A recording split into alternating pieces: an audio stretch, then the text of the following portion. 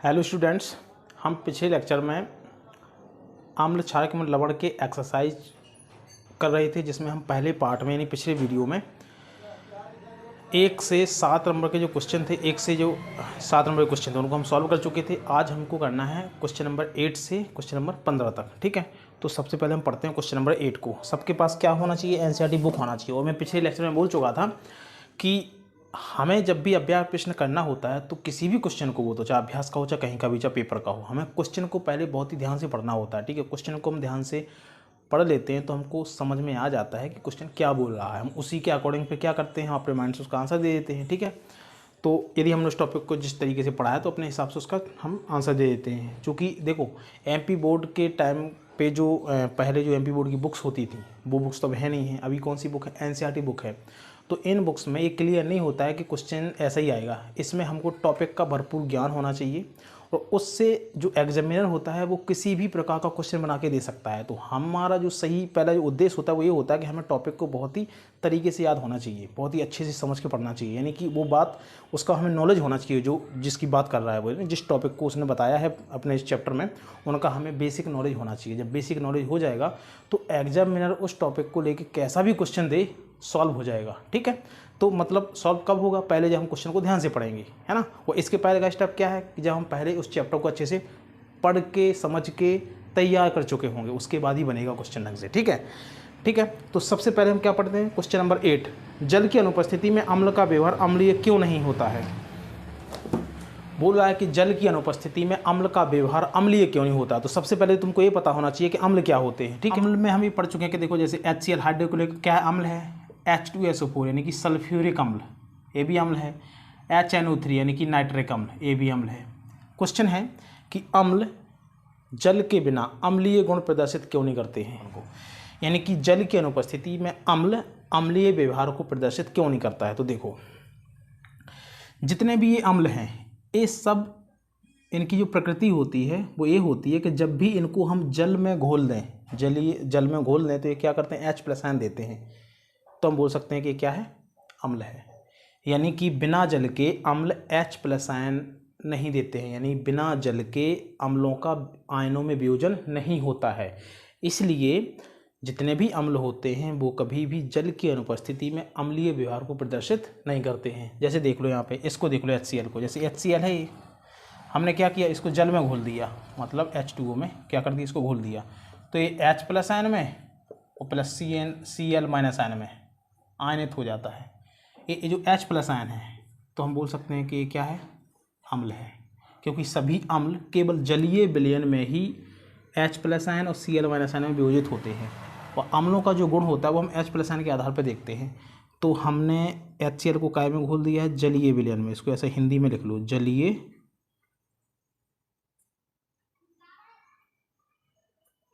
यानी हमने काय में घोल दिया, इसको जल में घोल दिया, तो ये जलीय विलयन हो गया HCl का, है ना। तो कोई भी अम्ल जल में ही आयनित होकर H+ आयन को देता है, तो हम बोल देते हैं कि अब अम्ल क्या कर रहा है? अपने अम्लीय गुण को प्रदर्शित कर रहा है या अम्लीय व्यवहार को दर्शा रहा है। ठीक है, तो सभी अम्ल जल की उपस्थिति में H+ आयन को देते हैं, इसलिए जल की अनुपस्थिति में कोई भी अम्ल कभी अम्लीय गुण को प्रदर्शित नहीं करता है। ठीक है, अब पढ़े सेकंड नंबर क्वेश्चन को। सेकंड का मीन्स क्वेश्चन नंबर 9 को, है ना।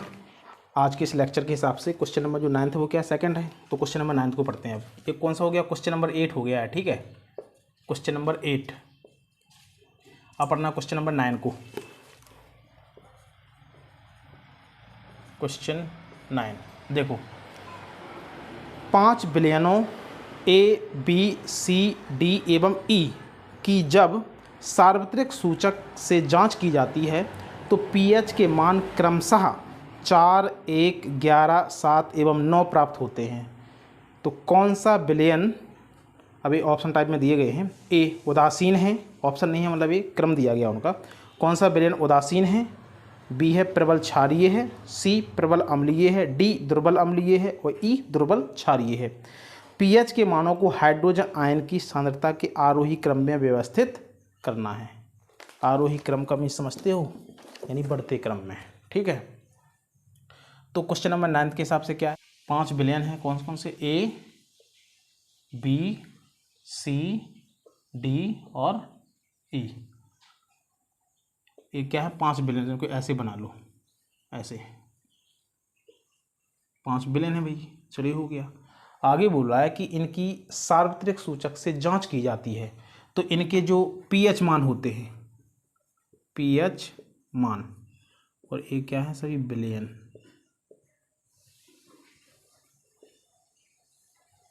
क्रमशः 4, 1, 11, 7 एवं 9 आते हैं। ठीक है, तो बताना है पहले ऑप्शन में क्या है कि मतलब कौन सा उदासीन है, ऐसे ही लिख दो इसको, उदासीन है। ठीक है, बी में क्या है, प्रबल क्षारीय है।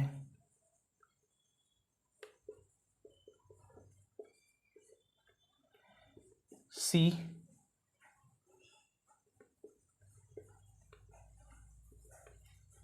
प्रबल अम्लीय है। डी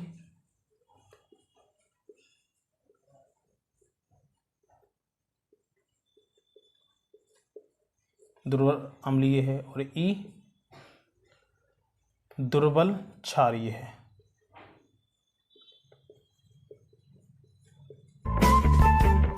क्षारीय है, उदासीन है, प्रबल क्षारीय है, प्रबल अम्लीय है, दुर्बल अम्लीय है, दुर्बल क्षारीय, मतलब ये 5 इनके बारे में क्या संभवतः जो संभावनाएं वो दी गई हैं। कौन कौन से, तो मतलब कौन से विलयन है, वो इनको पीएच मान के आधार पे H+N की सांद्रता के आरोही क्रम में व्यवस्थित करना है। ठीक है, तो देखो सबसे पहले तो पीएच मान कितना है इसका, 4 है, तो 4 इसका पीएच मान होता है, वो होता है हमेशा क्या, दुर्बल अम्लीय।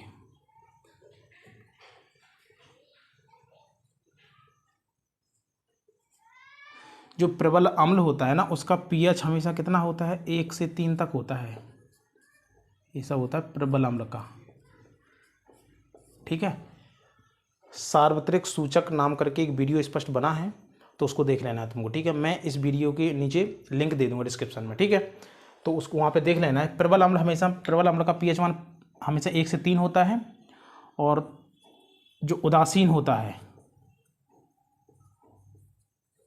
उदासीन का पीएच मान हमेशा 7 होता है, और जो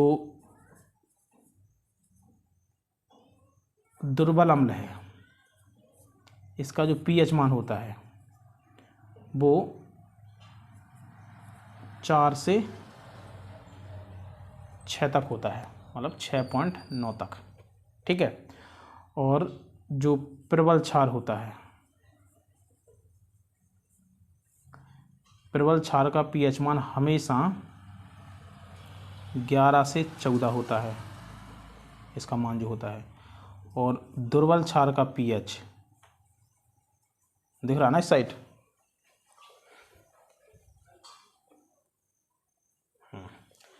दुर्बल क्षार का पीएच हमेशा नहीं, हाँ, दुर्बल क्षार का पीएच हमेशा 7.1 से, यानी 7 से, है ना, 7.1 से 11 तक होता है, ये दुर्बल क्षार होता है। तो देख लो अब इस मतलब इस जो पीएच मान है इसके आसपास कैसा मान है, देखो देखो ए का मान जो है वो पीएच मान कितना है, हमेशा 4 है, तो ये दुर्बल अम्ल है, क्योंकि दुर्बल अम्ल का कितना होता है, 4 से 6.9 के बीच में होता है। ठीक है, ए प्रबल अम्ल है,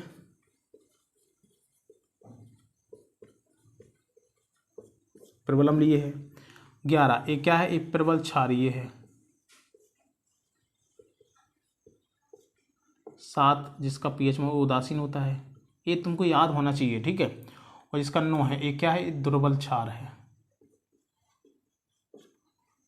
अब क्या करना है, पीएच मान के आधार पे H+N की सांद्रता की आरोही क्रम में व्यवस्थित करना है। आरोही क्रम मतलब बढ़ते क्रम में। सबसे कम H+N किस में होगा, जो सबसे मतलब जो प्रबल क्षार होगा उसका होगा। प्रबल क्षार कौन है इसमें से, देखो प्रबल क्षार 11 है ना, तो मतलब पहले C, फिर इससे ज़्यादा दुर्बल क्षार यानी कि E, फिर उदासीन में होगा H+N यानी कि D, फिर दुर्बल अम्ल में होगा पीएच मतलब H+N की सांद्रता यानी कि A, और सबसे ज़्यादा H प्लस की सांद्रता किसमें होगी, प्रबल अम्ल में, क्योंकि ये सबसे ज़्यादा H प्लस आयन रखते हैं अपने पास, यानी कि सबसे ज़्यादा कौन सा होगा, ए नहीं बी, सॉरी बी।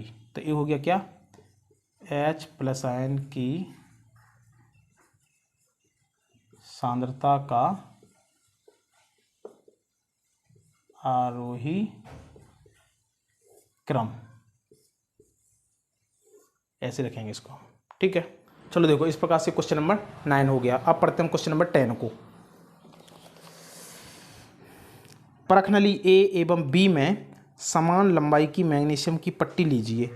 परखनली ए में हाइड्रोक्लोरिक अम्ल तथा परखनली बी में एसिटिक अम्ल डालिए। दोनों अम्लों की मात्रा तथा सांद्रता समान है।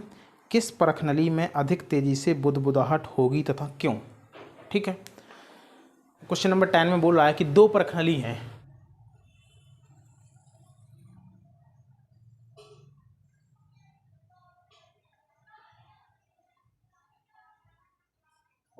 परखनली ए है ये,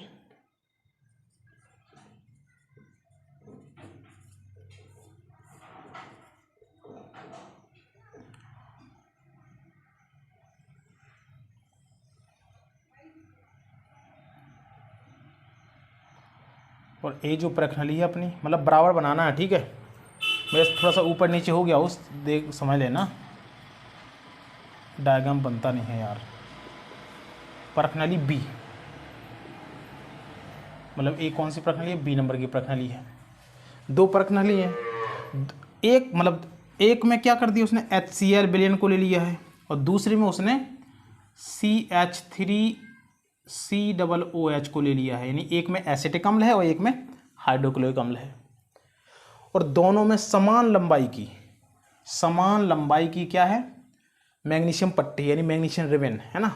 तो ऐसा देख लो, ऐसा मान लो कि ये क्या है, जैसे यहाँ तक मैंने इसको लिया ऐसे,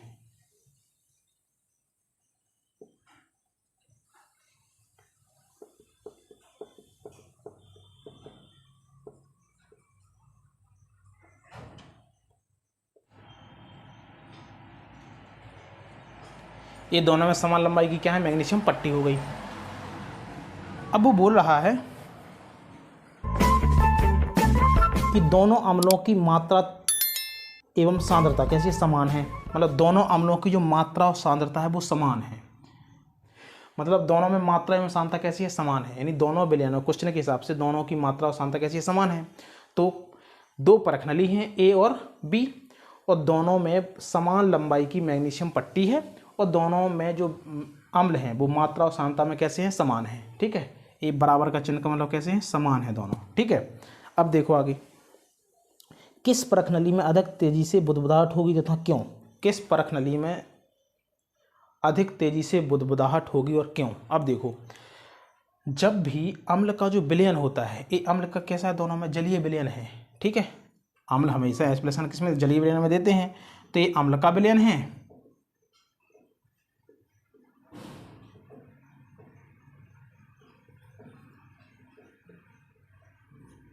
और ये भी अम्ल का विलयन है।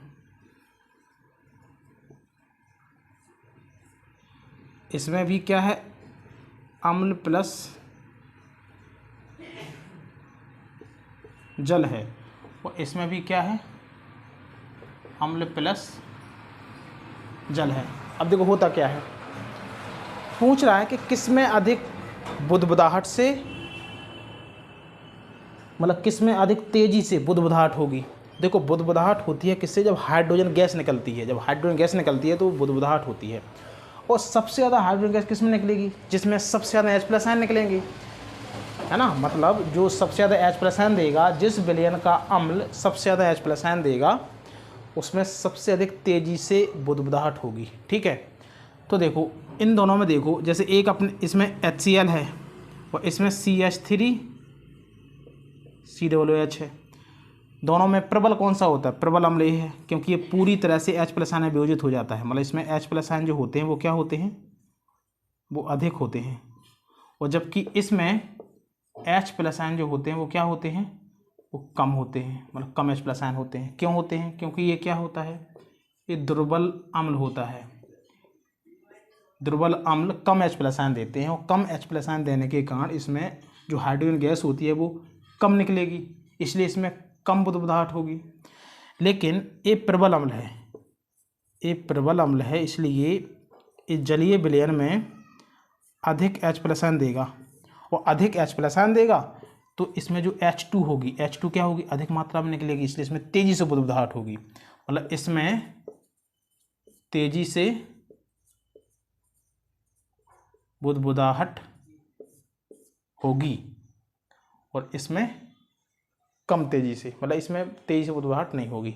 तो जो प्रश्नली ए है, तो प्रश्नली ए के विलयन में अधिक तेजी से बुदबुदाहट निकलेगी, क्योंकि इसमें H2 की मात्रा क्या निकलेगी, ज़्यादा निकलेगी, जबकि इसमें जो H2 की मात्रा होगी वो क्या होगी, कम होगी। क्यों? क्योंकि ये कैसा है अम्ल, ये दुर्बल अम्ल है, ठीक है। जबकि इसमें H2 की मात्रा अधिक होगी, क्यों? क्योंकि इसमें ये प्रबल अम्ल है। तो प्रश्नली ए का जो अम्ल होगा उसमें से अधिक तेजी से बुदबुदाहट निकलेगी, क्योंकि प्रश्नली ए में जो HCl है वो प्रबल अम्ल है, ठीक है। तो अपना क्वेश्चन नंबर कौन सा हो गया, 10 हो गया। अब चलते हैं क्वेश्चन नंबर 11 में। स्क्रीनशॉट लेते चलना, ठीक है। अब चलते हैं क्वेश्चन नंबर 11 में, यानी क्वेश्चन नंबर 11। चलो क्वेश्चन नंबर 11 को पढ़ना है, देखो स्क्रीन पे। ताजे दूध के पीएच का मान 6 होता है, दही बन जाने पर इसके पीएच के मान में क्या परिवर्तन होगा, अपना उत्तर समझाइए। ये क्वेश्चन नंबर कौन सा है, 11 है, कि जो ताज़ा दूध होता है, ताजे दूध का पीएच मान 6 होता है, दही बन जाने पर इसके पीएच के मान में क्या परिवर्तन होगा, अपना उत्तर समझाइए। यानी कि बोल रहा है कि जो ताज़ा दूध होता है, ताज़ा दूध का जो पीएच मान है वो 6 है, मतलब ताजे दूध का पीएच मान कितना है, 6 है। बोल रहा है कि जब दूध दही में बदल जाए, यानी कि दूध दही में बदल जाए तो इसके पीएच मान में क्या परिवर्तन होता है, अपने उत्तर से समझाना है, ठीक है। तो देखो, दूध से दही में कब बदलता है, कौन बदलता है, lab bacteria, lactic acid bacteria. यानी कि जब दूध से दही बन जाता है तो जो दही होता है इसका जो पीएच मान होता है वो क्या हो जाता है, कम हो जाता है, पीएच मान कम हो जाता है। पीएच मान कम क्यों हो जाता है, क्योंकि जब दही बन जाए तो दही बनते टाइम, इसको ऐसा कर लो थोड़ा अच्छा लगेगा, ये दूध है और ये क्या है, दही है, ठीक है। जब दही बन जाता है तो दही कैसा होता है, खट्टा होता है हमेशा। जो लैक्टिक एसिड बैक्टीरिया से दही बनता है वो खट्टा होता है ना। क्या होता है, क्योंकि उसमें बहुत सारे बैक्टीरिया आ जाते हैं, लैक्टिक एसिड बैक्टीरिया, और इसके पीएच को क्या कर देते हैं, ये कम कर देते हैं। क्यों कर देते हैं, क्योंकि इसका जो H+ होता है वो अधिक हो जाता है। ऐसा यहाँ पर लिख लो, क्योंकि H+ क्या हो जाता है, इसमें अधिक हो जाता है, इसलिए ये क्या हो गया, ये प्रबल अम्लीय हो गया, मतलब अम्लीय हो जाता है, ठीक है। तो फिर से ताजे दूध का पीएच मान 6 होता है, जब दूध से दही बन जाता है तो इसका पीएच मान कम हो जाता है, मतलब ये अम्लीय हो जाता है। क्यों? क्योंकि इसमें H+ की सांद्रता बढ़ जाती है, ठीक है। तो ये इसका आंसर होगा क्वेश्चन नंबर 11 का, ओके।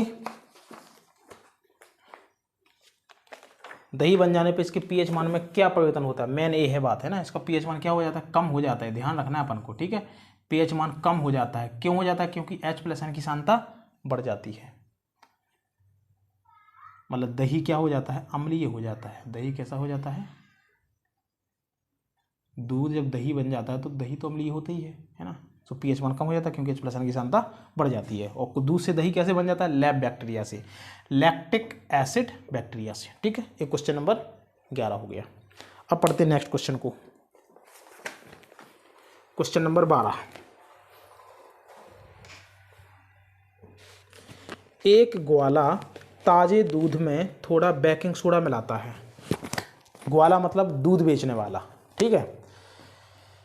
यहाँ पे ग्वाला से मतलब कृष्ण भगवान का दोस्त नहीं है, ठीक है, वो उस युग में थे उनके दोस्त, लेकिन अभी यहाँ पे ग्वाले का मीन्स है दूध वालों से, ग्वाला ही बोला जाता है उनको। तो एक ग्वाला है कोई जो ताजे दूध में थोड़ा सा बेकिंग सोडा मिला देता है, यानी दूध या दूध वाला, ठीक है। तो क्वेश्चन नंबर 12, एक ग्वाला ताजे दूध में थोड़ा बेकिंग सोडा मिलाता है। तो ए नंबर का क्वेश्चन है इसमें, ये है कि ताजे दूध के पीएच के मान को 6 से बदलकर थोड़ा क्षारीय क्यों बना देता है। और बी है कि इस दूध को दही बनने में अधिक समय क्यों लगता है। ठीक है, तो ये अपन को ध्यान रखना है। दो चीज़ें हैं कि ताजे दूध के पीएच के मान को 6 से बदलकर थोड़ा क्षारीय क्यों बना देता है और इस दूध को दही बनने में अधिक समय क्यों लगता है।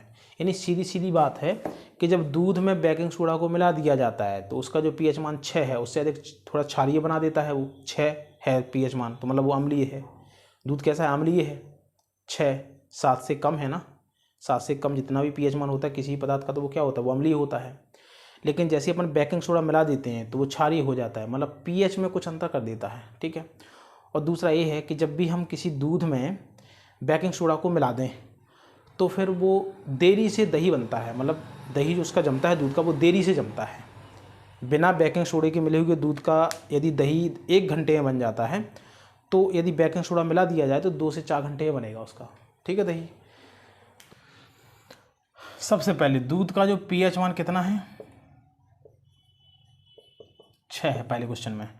तो जब इस दूध में हम क्या कर दें, इसमें ऐड कर दें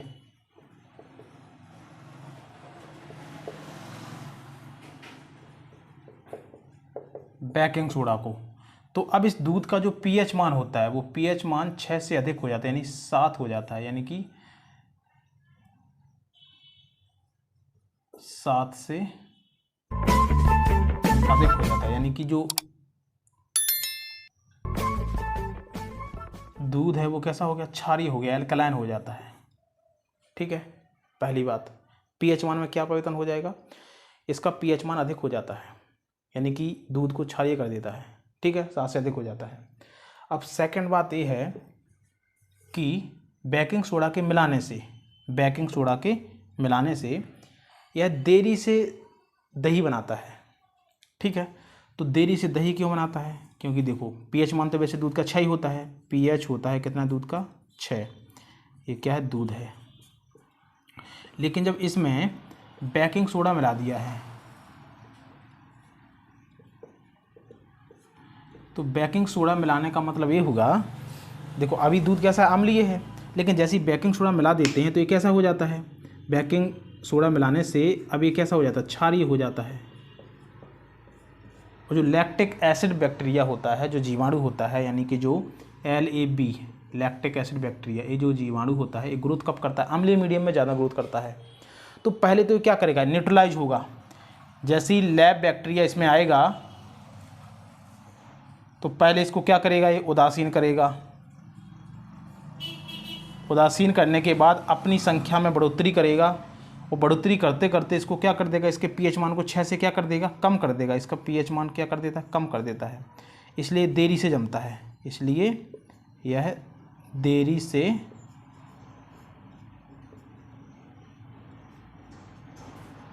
दही में परिवर्तित होता है। ठीक है, मतलब ये था कि जैसे हम दूध से दही बनाते हैं तो सीधा अम्लीय तो है ही वो पहले से। अब क्या करना है, सीधा लैक्टिक एसिड बैक्टीरिया को आना है और उसके पीएच मान को थोड़ा सा और कम कर देना है, तो दही बदल जाएगा, मतलब दही बन जाएगा। लेकिन जब हम किसी दूध में बेकिंग सोडा को मिला दें तो ये क्षारीय हो जाता है, यानी इसका पीएच मान 7 से अधिक हो जाता है। अब 7 से अधिक हो गया है तो सबसे पहले तो ये है कि जो लैब बैक्टीरिया है एक कभी भी ग्रोथ कहाँ करता है, ये हमेशा एसिड मीडियम में करता है, क्योंकि उसका काम क्या है, लैक्टिक एसिड बैक्टीरिया है वो, है ना। तो सबसे पहले तो इसके अंदर आएगा तो इसके पीएच मान को कम करेगा, यानी पहले वो उदासीन होगा, 7 कर देगा, फिर उससे नीचे आएगा, है ना, क्योंकि बेकिंग सोडा मिलाने से इसका जो पीएच मान है वो 7 से अधिक हो जाता है ना, मतलब क्षारीय हो जाता है।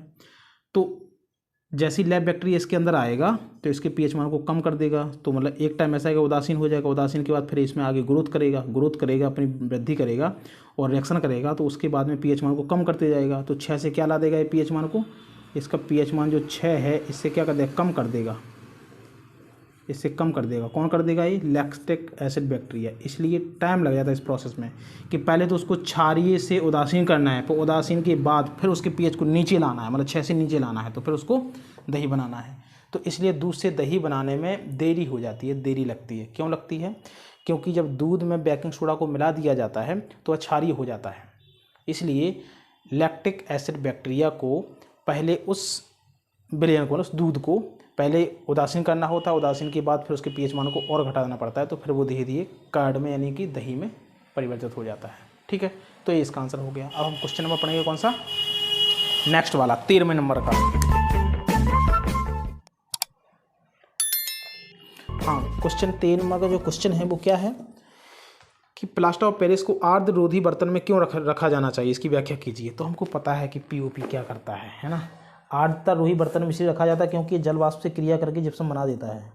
ठीक है, क्वेश्चन नंबर 13 जो है वो क्या है, क्वेश्चन नंबर 13 है, देखो स्क्रीन पे देखो तुम। क्वेश्चन नंबर 13 कि प्लास्टर ऑफ पेरिस को आर्द्ररोधी बर्तन में क्यों रखा जाना चाहिए, इसकी व्याख्या कीजिए। आर्द्ररोधी बर्तन, ठीक है, तो चलो इसको करते हैं सॉल्व अपन।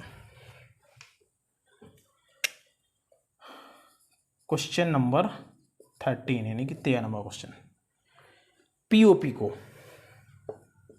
पीओपी यानी कि प्लास्टर ऑफ पेरिस को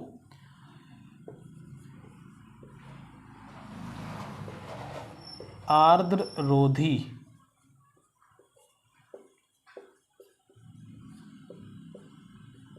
बर्तन में क्यों रखा जाना चाहिए, क्यों रखते हैं इसको। तो देखो, जो पीओपी होता है, पीओपी का फॉर्मूला क्या होता है, CaSO4 × ½ H2O, ये होता है पीओपी का फॉर्मूला। पूरे पीओपी का क्या है, ये फॉर्मूला है। ठीक है, CaSO4 × ½ H2O। यदि आर्द्ररोधी बर्तन में नहीं रखेंगे तो यह जल वाष्प से क्रिया कर लेगा और क्रिया करके CaSO4 × 2H2O एक कठोर पदार्थ का निर्माण करता है, जिसको बोलते हैं क्या, जिप्सम। इसलिए पीओपी को आर्द्ररोधी बर्तन में रखा जाता है। ठीक है, ये पीओपी का फॉर्मूला है। यदि पीओपी को आर्द्ररोधी बर्तन में ना रखा जाए, बाहर खुला रख दिया जाए, तो यह जल वाष्प से क्रिया करके एक कठोर पदार्थ यानी जिप्सम का निर्माण कर लेता है। इसलिए जिप्सम, इसलिए पीओपी को आर्द्ररोधी बर्तन में रखा जाना चाहिए। ठीक है, रखते भी हैं इसको। ओके, अब पढ़ते हैं नेक्स्ट क्वेश्चन को। क्वेश्चन नंबर 14, उदासीनीकरण अभिक्रिया क्या है, 2 उदाहरण दीजिए। क्वेश्चन, ये जो क्वेश्चन दिया गया 14 नंबर का, इसलिए आपको क्या करना है, आपको इस चैप्टर को पढ़ना है। इसमें एक अलग से अभिक्रियाओं के प्रकार यानी रासायनिक अभिक्रिया कितने प्रकार की होती हैं, एक करके एक वीडियो दिया गया है, जिसकी मैं लिंक इस वीडियो के डिस्क्रिप्शन में दे दूंगा, वहाँ पे जाके देख लेना है। और जो 50 नंबर का क्वेश्चन है कि धोने का सोडा एवं बेकिंग सोडा के 2 प्रमुख उपयोग बताइए, बहुत इंपॉर्टेंट क्वेश्चन है। तो आपको क्या करना है, वीडियो को देखना है इनके लिए। ठीक है, आशा करता हूँ कि वीडियो अच्छे से समझ में आ गया होगा और बहुत ही अच्छे से समझ के पढ़ना है, किसी भी चीज़ को रटना नहीं है, ये ध्यान रखना है। साइंस है, और वैसे भी साइंस का एक कौन सा सब्जेक्ट है, केमिस्ट्री है ये, है ना। केमिस्ट्री को भी रट नहीं सकते हैं, समझ में आ रहा ना। यानी उसको बिना दिमाग लगाए तो कभी रट ही नहीं सकते हैं, उसको समझ लो। देखो, जब हम किसी चीज़ को समझ लें, वह समझ के याद कर लें, तो एक प्रकार से फिर वो बाद में रटना ही कहलाता है। नहीं तो कहोगे सर क्या बात कर रहा है सर, बिना रटे तो काम ही नहीं चल रहा है। तो रटने का मतलब क्या होता है, रटना 2 प्रकार का होता है। एक तो आप समझ के रट लीजिए यानी याद कर लीजिए, उसको हम रटना बोल देते हैं, लेकिन एक्चुअली रटना नहीं कहलाता है यदि हम समझ के उस चीज़ को याद कर रहे हैं। लेकिन एक वो होता है रटना कि तुम दिमाग कुछ लगा नहीं रहे, बस पढ़ रहे, कि तुम पढ़ रहे राम राम राम राम राम, और जब ध्यान देते हो उस पर तो तुमको लास्ट में मरा मरा शब्द समझ में आता है। क्या हम तो मरा मरा बोल रहे हैं, क्यों, क्योंकि उसको तुम समझ के तो नहीं बोल रहे हैं ना। हम ये बोलते हैं राम राम राम, हम समझ रहे हैं कि हम ईश्वर का नाम ले रहे हैं, भगवान का नाम ले रहे हैं, है ना। तो वो चीज़ हमको समझ में आती है। कोई पागल है जो दिमाग से थोड़ा सा, और वो बोले राम राम राम, तो उसको जरा मरा मरा मरा से समझ में आएगा, है ना। तो बात समझ में आ रही ना। हमें किसी भी चीज़ को समझ के यदि पढ़ लें, वो याद कर लें, तो वो एक प्रकार का रटना तो है, लेकिन वो समझ के रटना है, उसको रटना नहीं बोलेंगे, उसको हम बोलेंगे कि हमें याद है वो चीज़। लेकिन जब हम किसी चीज़ को बिना दिमाग लगाए सीधा ऐसे ही रटते रहते हैं कि कुछ अता पता नहीं है हम क्या पढ़ रहा है, क्या उस चीज़ को कुछ रिलेट करके हम सोच नहीं रहे, और बस केवल उसको पढ़ रहा है शब्दों के हिसाब से, तो फिर वो रटना कहलाता है। तो ध्यान रखना है, समझ के रटना है। ठीक है, फिर से मैं बोलता हूँ, चलो रटना भी बोले देता हूँ, समझ के याद करना है, मतलब समझ के रटना है, ठीक है, बिना समझे नहीं रटना है। तो मिलते हैं नेक्स्ट वीडियो में। हम देखो लाइव प्रोसेस वाले चैप्टर को पढ़ रहे हैं, ठीक है, तो अब रेगुलर वीडियो आएंगे लाइव प्रोसेस के, ठीक है। पहले थोड़ा सा टाइम नहीं मिल पाता था तो मैं नहीं वीडियो को अपलोड कर पाता था, लेकिन अब क्या करेंगे, हम रेगुलर लाइव प्रोसेस को पढ़ेंगे और हम दिसंबर के पहले तक क्लास 10th की साइंस का जितना भी चैप्टर है पूरा कंप्लीट कर लेंगे, यानी पूरा सिलेबस कंप्लीट कर लेंगे विद एक्सरसाइज के, ठीक है। तो बहुत ही ध्यान से आपको आना है हमारे पास, हमारे इस चैनल पे, और जुड़ना है और सब्सक्राइब कर लेना है, ठीक है। वीडियो अच्छा लगे तो लाइक कर देना, और जो भी दिक्कत आती है वीडियो को लेके कमेंट्स बॉक्स में कमेंट कर देना, वो आप लोगों के लिए ही है, वो हमेशा खाली ज़्यादा अच्छा नहीं लगता यार, ठीक है। और थोड़ा सा और भी कुछ लिखिए, है ना, अच्छा लगता है, थोड़ा सा मेरी मोटिवेट हो जाता है, मन होता है मेरा बनाने का वीडियो, है ना। और कुछ रिप्लाई नहीं आता है तो समझ में नहीं आता है क्या करूँ, ठीक है। लेकिन फ़िलहाल बहुत प्यार दे रहा है आप लोग मेरे को, अपने इस चैनल को, एचएम क्लासेस को। एक्चुअल में ये आप लोगों का ही चैनल है, मैं तो सेवा कर रहा हूँ इसके माध्यम से आप लोगों की, तो मेरे को मौका दीजिए सेवा करने का, है ना। भरपूर बहुत ही तरीके से मेहनत करेंगे, ठीक है, आप और हम, ठीक है। मिलते हैं नेक्स्ट वीडियो में, पढ़ाई करते रहिए, अपना ध्यान रखिए।